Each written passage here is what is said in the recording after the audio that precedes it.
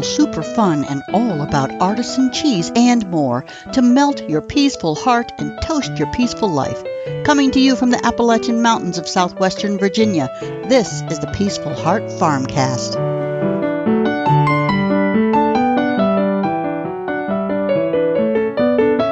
Hey, this is Scott Hall from Peaceful Heart Farm, and you are listening to the Peaceful Heart FarmCast. Hello, everybody. Melanie Hall here. I hope you are doing very, very well. The conversation today and every day revolves around the value of tradition, traditional food prep and storage, traditional cooking, and of course, traditional artisan cheese. Topics discussed here are designed to create new perspectives and possibilities for how you might add the taste of tradition to your life. And I want to take a minute and say welcome to all the new listeners, and welcome back to you veteran homestead-loving regulars who stop by the FarmCast every week. I appreciate you all so much. I'm so excited to share with you what's going on at the farm this week. There's a lot going on. It's spring. Lambs are coming. Calves are coming. Plants are sprouting. There's not enough time in the day to get everything done. And this will go on for a while. I love it. It is so good to be alive. So I'm going to start off with some homestead life updates. And then I'm going to talk about the taste of cheese. This is kind of a follow-up to the basics of cheese making and just why food tastes so good. And then today's recipe is going to be the best lasagna ever. Talk about a cheese recipe. Yum. So let's talk about the homestead life updates. We have lambs. This morning we found a set of triplets. Her doing well and a single. There are still 4 more ewes yet to lamb. We still only have 2 calves. They are drinking all of the available milk from 1 cow. So no cheese, butter, or yogurt yet. In the garden, let's see, Scott planted 50 plus strawberry sets, and I planted over 100 strawberry seedlings that I started indoors a few weeks ago. I am overwhelmed with celery. I started way too many seedlings. Likely keep your eyes open. I will offer some of this from the homestead store later this summer. And homegrown celery is nothing like that, the bland, tasteless stuff that you get in the grocery store. I love homegrown celery. My tomatoes and eggplant seedlings are doing great, and it'll still be a few weeks before they can be planted out in the garden. Now today we placed row covers on our cabbage, and hopefully this year we will actually have a crop that the cabbage moths don't destroy. Pray for us in that regard. We've never been successful because of those pesky cabbage moths. Integrity and love for the land keeps us from using any poisons, but this could just be the year of cabbage for us. In the orchard, the kiwis are going crazy. We had a few very small fruit starts last year, but I got too busy and I did not keep them watered enough, and the fruit dried up and fell off before it got to any size. But I'll be keeping a better eye out this year. The grapes and blackberries are putting on leaves. No blooms yet, but soon. And the blueberries have bloomed. June is the month for those lovely jewels to reign supreme. If we can keep the raccoons out, we just might have a blueberry crop this year. We got an electric fence up last year, but most of the blueberries had already been eaten. We've had rain and more rain. Now, our homestead is doing okay with all of this wetness, but there's lots of flooding just south of us in North Carolina. We will be getting even more rain this evening. Our location here and where we have our home and everything, it keeps us safe, though there is mud everywhere, especially where 1,000-pound cows are tromping over and over up and down the travel lanes to the milking shed. In the low areas where the rainwater collects and runs down to the stream. So there's lots of mud. The creamery walls are steadily rising, and I have to give it to Scott. He is consistent every morning, every moment that he has available. He's out there making that happen. He did give me half an hour or so this morning to help with those row covers for the cabbage, and it was much appreciated. Hey, I have quail eggs in the incubator. Yes, quail eggs. In just 18 days, we will have quail chicks. I think I mentioned that I don't like to interrupt Scott in his faithful mission to get that creamery built. So building housing for chickens and pigs is out of the question at this time. However, he said he'll give me a half a day of his time to build a couple of simple quail breeding cages.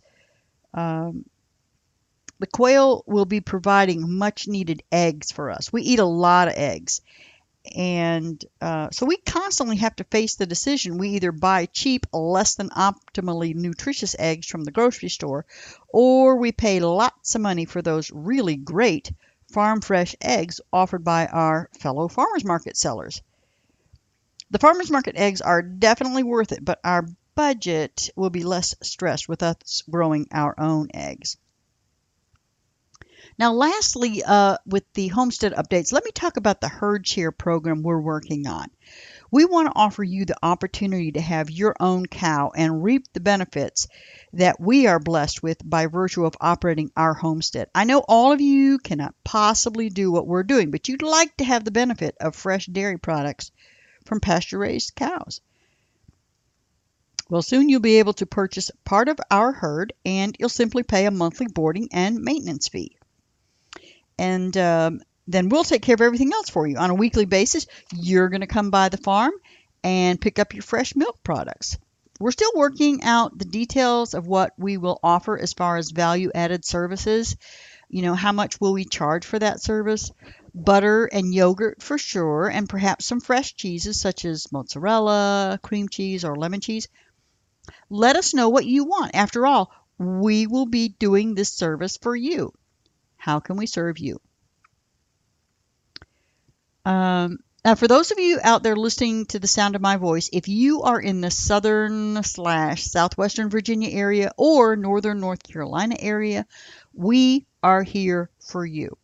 It's about an hour trip from Winston-Salem, North Carolina, and perhaps an hour and a half from Greensboro, less depending on where you are in Greensboro. In Virginia, you have Martinsville, Hillsville, and Galax. Those are all less than an hour away. Independence. Whitfield is slightly over an hour. It takes us an hour and 10 minutes to get to the downtown farmers market. Now, Roanoke, Virginia is 2 hours from us. And Floyd, Christiansburg, and Blacksburg, those are somewhere in between.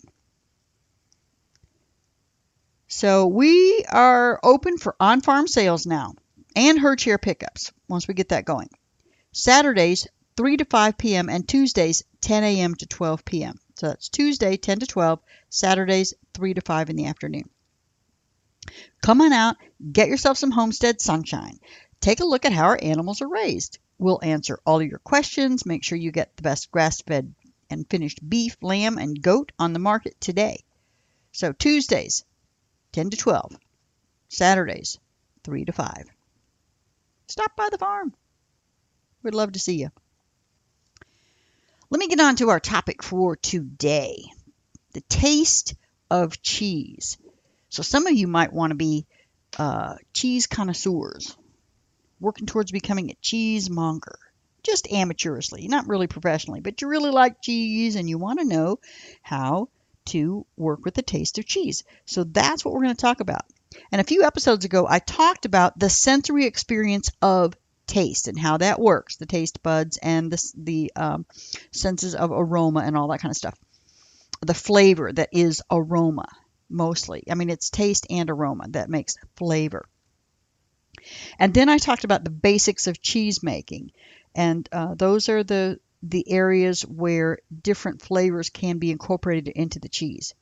Today I'm putting those two together along with also the homestead aspect of raising the cows. So this is going to be all about the taste of cheese. You know, what is it? Where does it come from? And as I said in a previous episode, links are in the show notes. I talked about the basics of cheese making. We learned about how complex organic compounds in milk are transformed during the cheese making and the aging processes. And Many of these compounds are broken down into other water or fat-soluble compounds, and some of them are volatile, which means they can be detected as flavors or aromas by our taste buds and the smell receptors in our noses, respectively. Now let's explore where these flavors and aromas come from and delve a little bit into how we perceive, describe, and compare them. So whether you're a professional or amateur, the way all cheese people approach the subject of flavor is framed by Professor Frank Kozakowski's theory of component balance. According to Kozakowski's model, very specific compounds in very specific amounts and combinations are responsible for the often mind-boggling array of flavors detected in cheeses, yogurts, and other dairy products. When we talk about a cheese's flavor profile, we're referring to its overall taste as comprised by these multiple individual components. Now, any fine artisanal cheese has many distinct aroma and flavor components, which, when well put together, form a whole greater than the sum of its parts.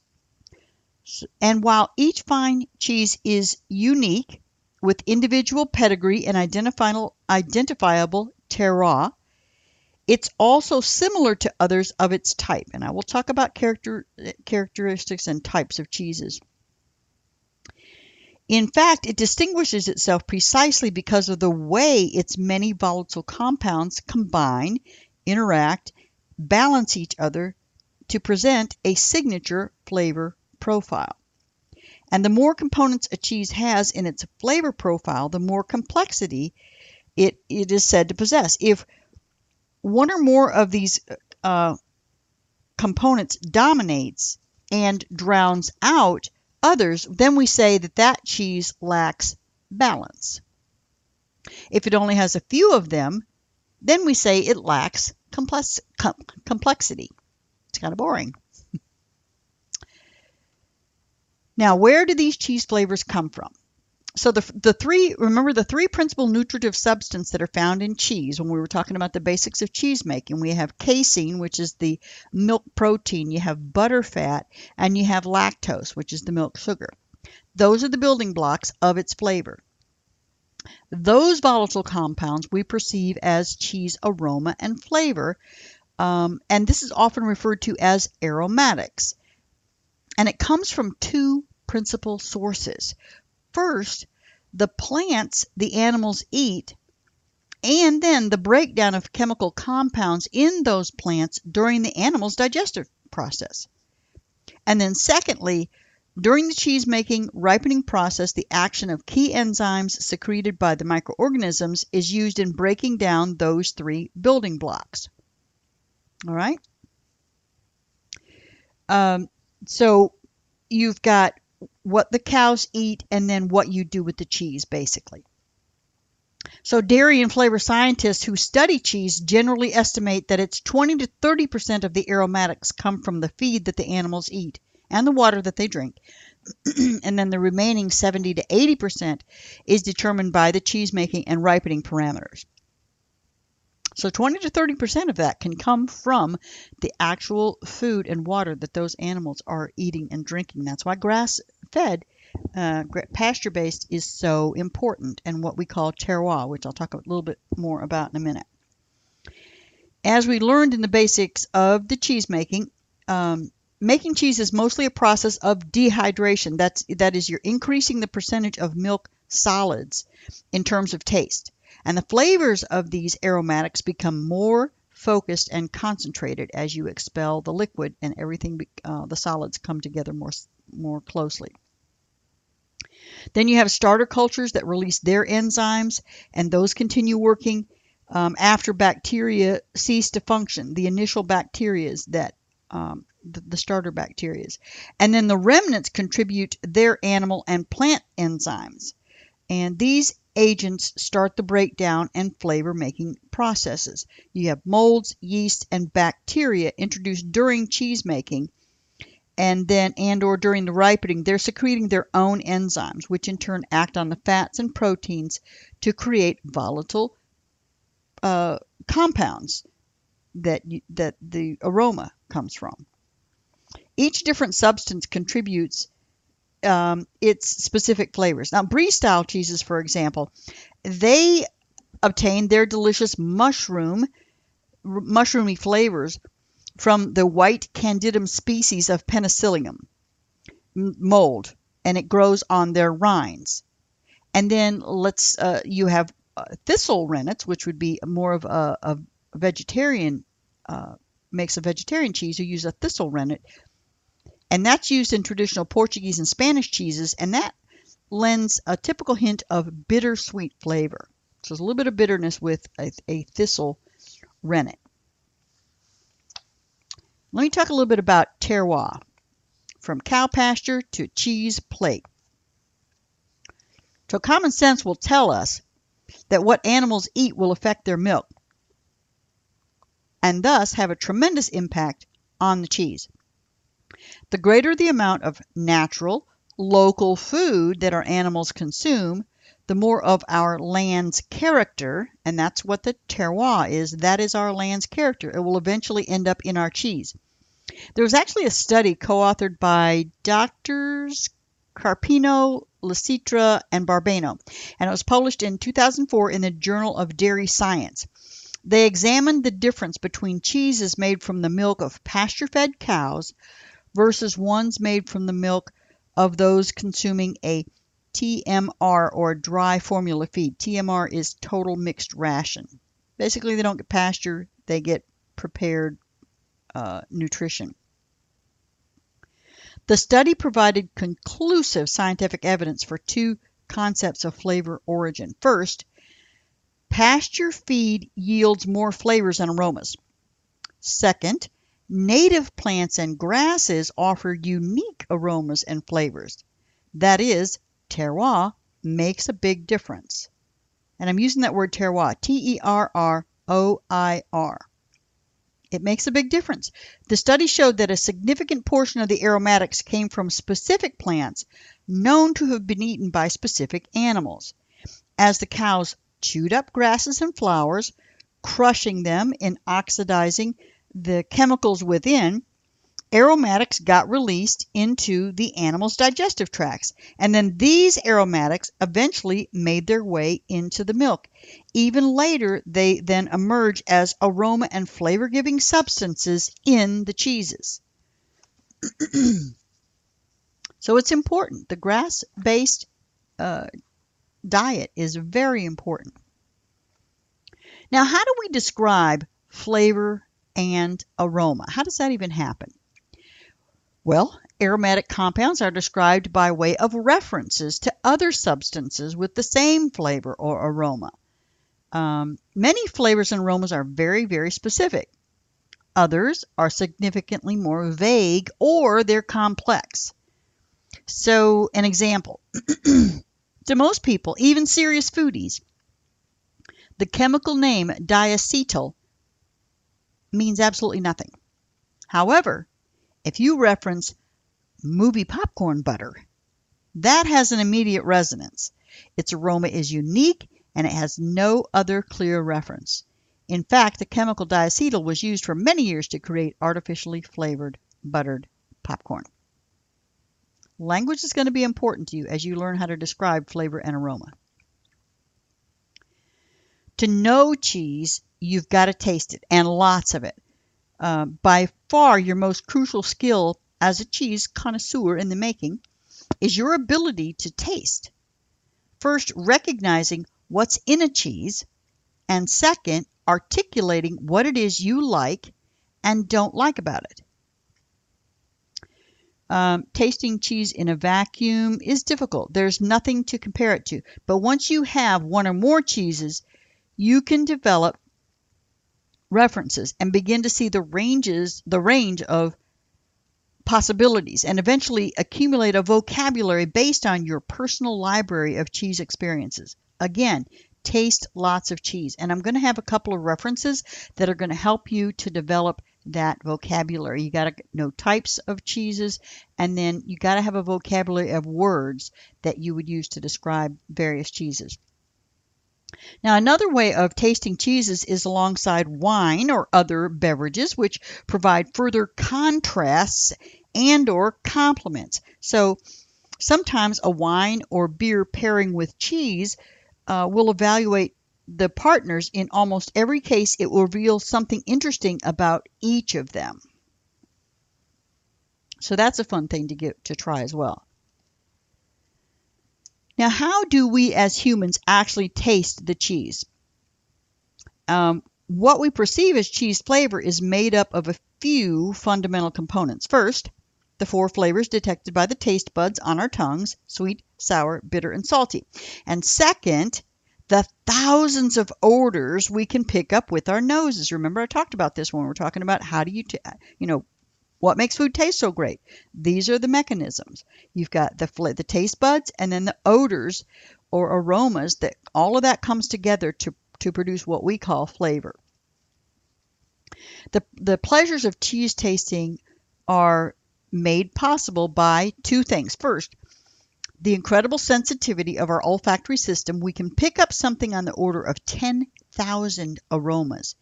And second, it's the physiology, the retronasal passage connecting the nose to the mouth at the top of the back of the throat.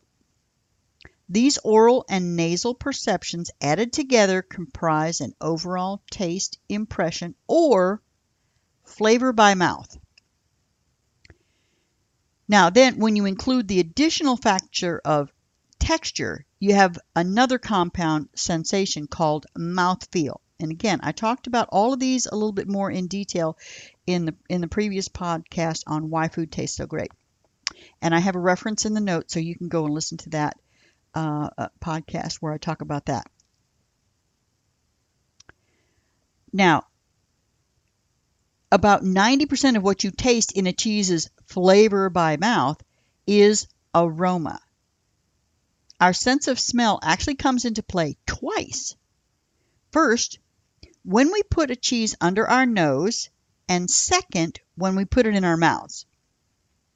One reason for the difference between the smells and tastes of cheese is due to our ability to smell only surface volatiles in what flavor scientists call the headspace of a cheese, the immediate vicinity of its surface.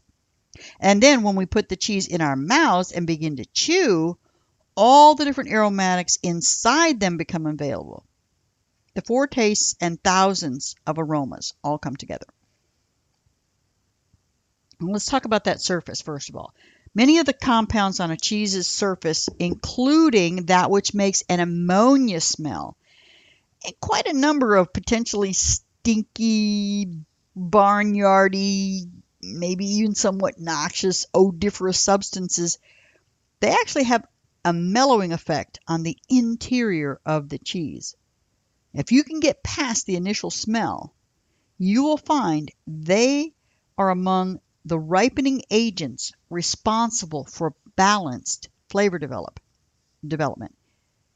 And it's one reason why a really smelly cheese can taste quite mellow and mild. Once we put a cheese in our mouth, we get past that smell, the surface smell, and we put it in our mouth. Another breakdown process has become. Our body's own digestive enzymes, starting with those contained in the saliva, they go to work at releasing flavor compounds. Multiple component taste factors immediately come into play, starting with those 4 primary flavors of the tongue and including the tingle, the rasp, or the caress of the cheese's textures, stimulating all those nerve endings on our palates and creating an overall impression of flavor by mouth, plus mouthfeel. Well, so let's talk about the cheese first of all, and just the 4 primary flavors, just a little bit here.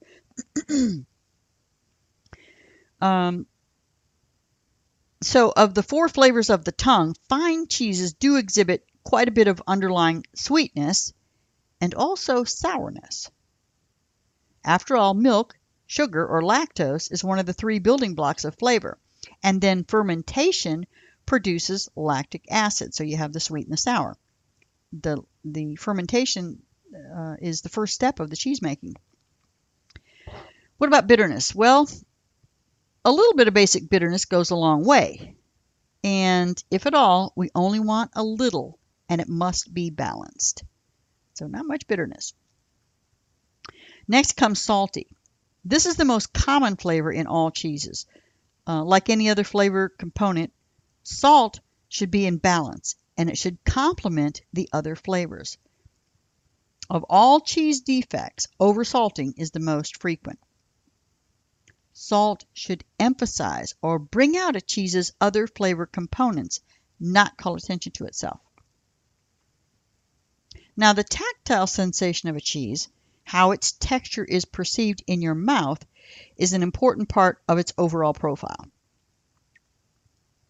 Whether it's satiny smooth and near liquid, or it's crunchy and more crystalline, or anywhere in between, a fine cheese's texture and consistently will settle over the tongue in a particular way to deliver a distinct impression. As with flavors and aromas, personal preferences come into play. Some of you will prefer softer types. Others will salivate over harder ones. In any case, contrasting tactile sensations can enrich your cheese experience. Now let me talk a little bit about how to practice tasting cheese. The main steps in tasting cheese are the look, the touch, the smell, the taste, the weight. Think about it and reflect. Don't miss the finish. You'll also want to clear your palate. Do it over again with the same cheese again. Take your time, then move on to the next one only when you're good and ready. All right?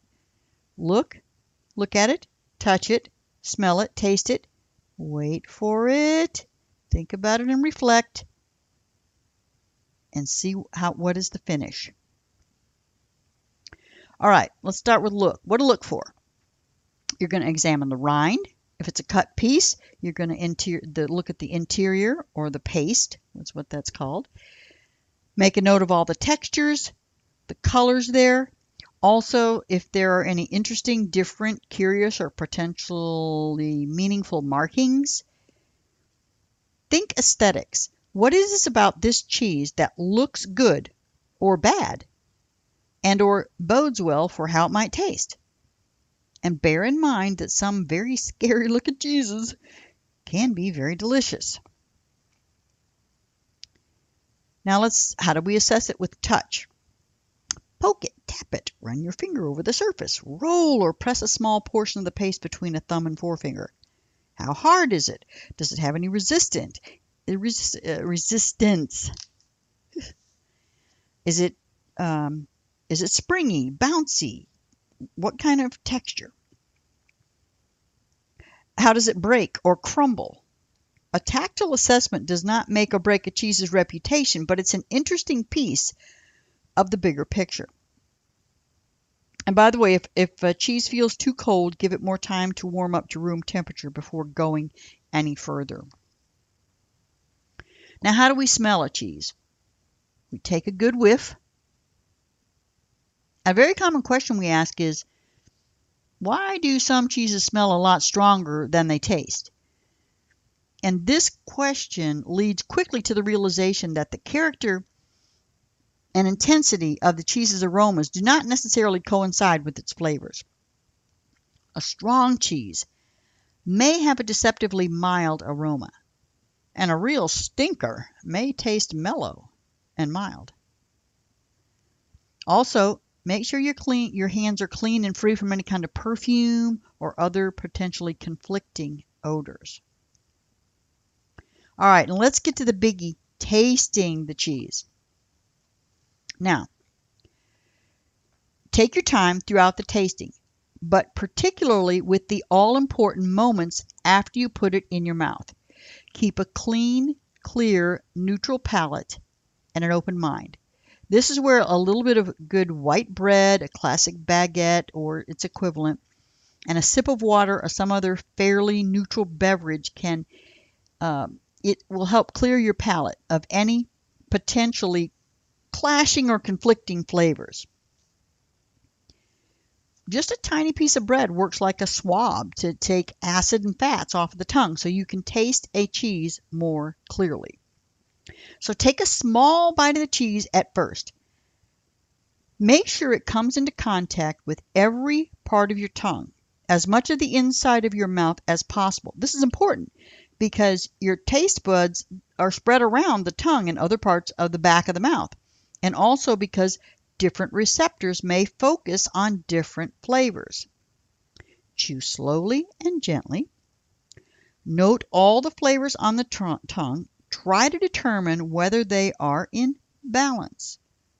Be sure to note the initial sense attack, your initial impression, and also to what extent there is an evolution of flavors. Some fine cheeses make a strong, immediate impression. Others build from a quiet start to an impressive crescendo.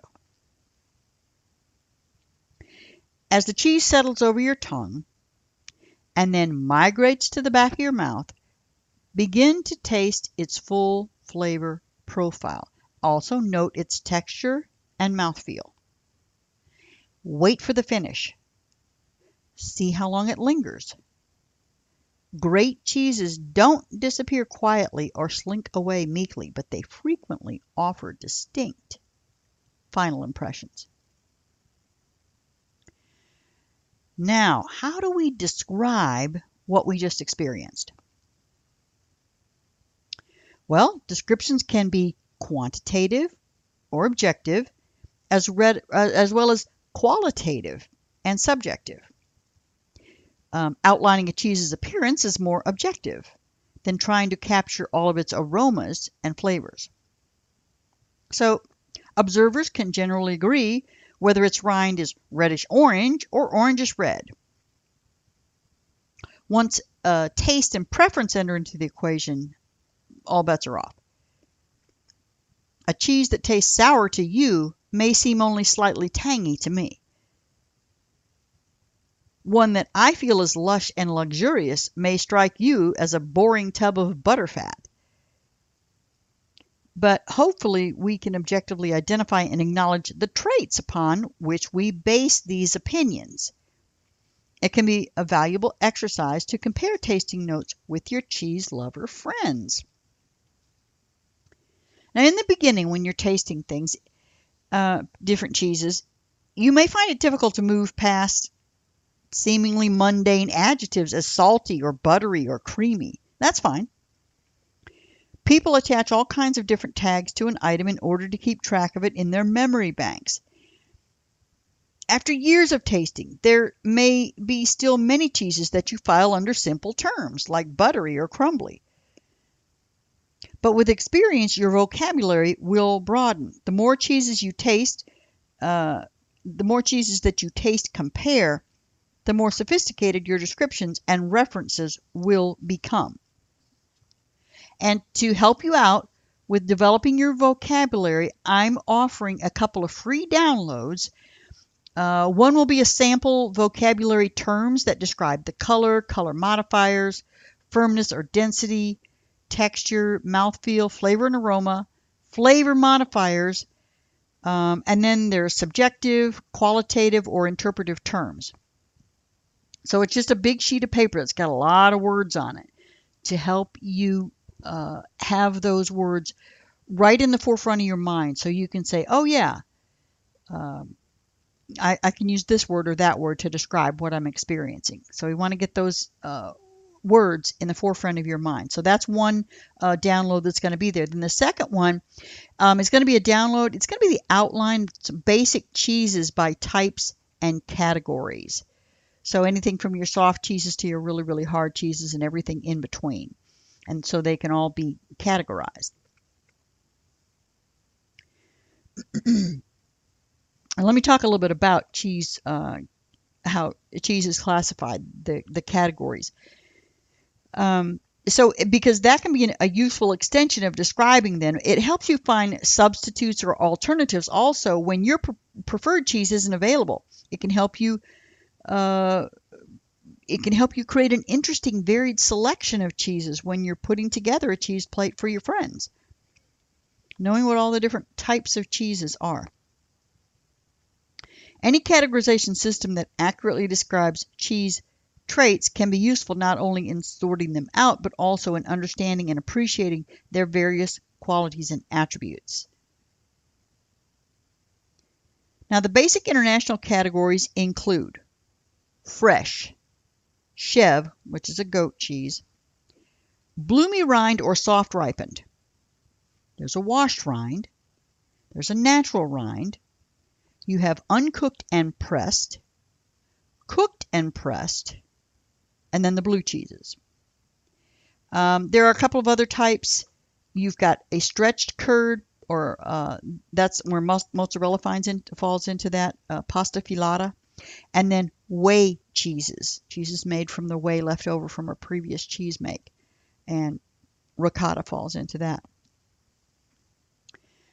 Now, due to the melting pot in America, the American Cheese Society Awards have a huge number of categories. All right, some of these will sound familiar to what I just read off, but some of them are just unique to the United States of America. So we have fresh unripened, and then we have soft ripened. You've got American Originals, American Made / International Style, Cheddars, Blue Molds, Hispanic and Portuguese Style. There's an Italian type, butter, low fat and low salt, flavored, smoked, farmstead, fresh goat, fresh sheep, marinated, aged sheep, aged goat, and washed rind. Now, in the end, when you get into the making of these cheeses, even though they've got all these deep categories to them, they're still all based on the international categories. Every single one of these could fall into one of the international categories. All right, let's talk a little bit about what makes a cheese great.